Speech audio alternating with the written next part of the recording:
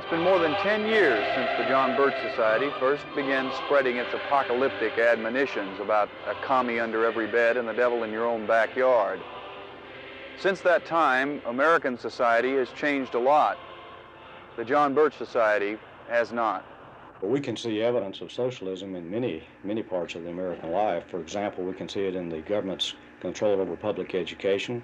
So I think they're the most truthful organization we got today. We believe that in America today, the police are under tremendous pressures from many different directions, particularly towards nationalizing the police and taking the control away from the local community.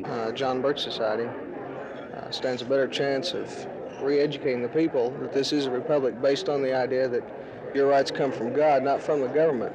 Well, I think our major contribution has been our Support Your Local Police drive with hundreds of committees all over the country that try to have our people realize how important local police are, and keeping them local and keeping them independent. They're a great bastion not only against crime, but against the communist takeover. This is why there's been so much pressure to destroy our local police, and now pressure to drag them into a national police force.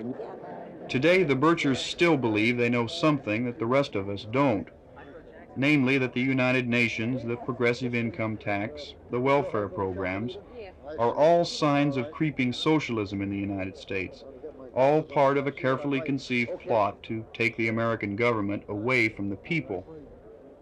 And the Birchers are still resolute that the only antidote is a little more reverence for the red, white, and blue, the Constitution, and the good book. Anytime the federal government finances any entity, it eventually will control that entity. So anywhere you find traces of federal aid, you can see the threat of federal control right behind it. But without federal aid, there are a lot of things that simply couldn't survive on a local level as a practical matter. No, we can't. We can't agree with that simply because all of the money, all of the income that is generated to pay for this federal aid comes from the local level. The thesis that the federal government knows best what to do for the local people runs counter to the American dream. Again, limited government, as envisioned by our forefathers, was at the smallest level of government could best serve the people. Well, our long-range goal is simply to create a situation where we have less government, more individual responsibility, and then with God's help, a better world. We are an educational outfit, and our members take very active part in politics, but the society takes none. See, even in the last campaign, when two members of our council of the John Birch Society, and that's John Schmitz and Tom Anderson, were running for president and vice president in the American Party, we never endorsed either one. And we've had many congressmen elected and many more running, and we've never endorsed one. The society takes no part in politics. The Birch Society's primary pulpit for preaching is its American Opinion bookstores, like the one on Cole Avenue here in Dallas, which offer every conceivable size, shape, and variety of Bircher propaganda. How many books do you sell here in a given month? Oh, anywhere from 1,000 to 2,000 a month. What people come in here to buy books? Are they mostly members of the Birch Society, as far as you can tell, or what? No, we have a lot of people that know of the Birch Society and come in just to browse and see our literature, and then of course all the Birchers come in. Well, is it a fixed clientele? I mean, is it the same people, it seems to you, that come in week after week, month after month to buy the books? No, a lot of times we have people that haven't ever been in before and, just come in to see what we have. What are the biggest sellers? This is the #1 seller. There are 6 million of these in print. And it's about the international conspiracy that a lot of people think is just a communist conspiracy, but it involves a lot of wealthy capitalists too. It's more or less known as the Bible of the John Birch Society in a way, isn't it? That's what I've heard. Well, sort of. It's our most popular book, Mm-hmm. but I would consider the Bible the blue book. Okay. What else is a big seller? Okay, this is another one. It's Richard Nixon, The Man Behind the Mask. And as you can see, it's more startling than Watergate. I bet that's been selling a lot lately anyway. Yes, definitely. Okay, what else sells big? And this is Teddy Bear. It's the real story of Chappaquiddick. And by the way, Rose Kennedy bought, at one time, 20,000 copies of these and threw them in the lake. Okay, now what's the point of Let Freedom Ring? What are you after? I believe that in America today there are very few ways where citizens can have access to patriotic, pro-American information, and we hope through this small telephone recording to make these information available.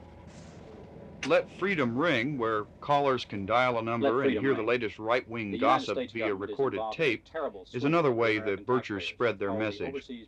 The voice of Let Freedom Ring is local businessman W.W. Caruth. Caruth also heads the Birchers Support Your Local Police Committee in Dallas, which sports a board of directors including County Judge Lou Sterrett and businessman Lamar Hunt. So the deal turns out to be a gift of the seized plant to the communist government from the American taxpayer. The company profits from the plant before the seizure and then is allowed to deduct the loss from seizure from its income tax. So the fat cats who play ball with the communists get fatter, and America's tax-paying middle class gets weaker. Some business, eh? Thank you for calling. Let freedom ring. More recent Birch concerns are the moral issues, pornography, abortion, and sex education.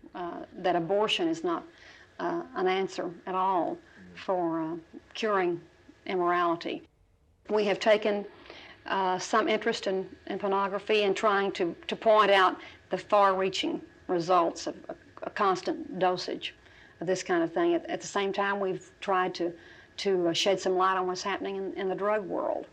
We have several articles and things that have come from, like, for instance, the Los Angeles Police Department. Well, do you think, for example, that pornographic films should be totally banned from a community like Dallas?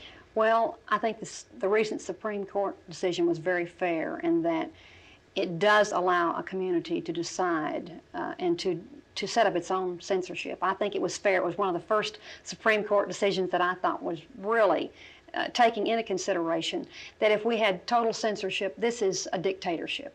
If we had some government organization sitting on high and telling us that we couldn't do this or that, this is dictatorship. We don't want that.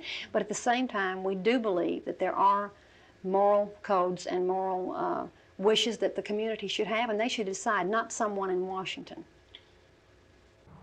No one is really certain exactly how many Birchers there are. Nationwide estimates of Bircher membership range anywhere from 100,000 to 1 million. One thing is certain, there are as many Birchers in Texas as anywhere else. And what Birchers are here are deadly serious about their business. Well, I think it's the only group that's really doing anything to help get our country back on the right track. I believe it's the only solution to the problems that we're facing today. We believe that the John Birch Society is working to bring about less government and individual responsibility. The question is why? Well, simply because of what I mentioned previously. More Americans realize that we have been basically accurate all along, that a conspiracy does exist, that the danger primarily comes through the advance of socialism through our own federal government. The American people are still basically anti-communist and very patriotic. I want my children to enjoy the same freedoms that I have, and that's why I'm a member. Jim, I learned some time ago that the John Birch Society is our best program to reestablish the American constitutional republic, the concept of less government, more individual responsibility, and with God's help, a better world. There are those who say the Birch Society will be a forgotten thing of the past in another 10 years, but I wouldn't bet on it. For my money, I'd wager that in 1984 the Birch Society will still be very much around, still standing ever watchful guard over the flag, motherhood, and the good old American way.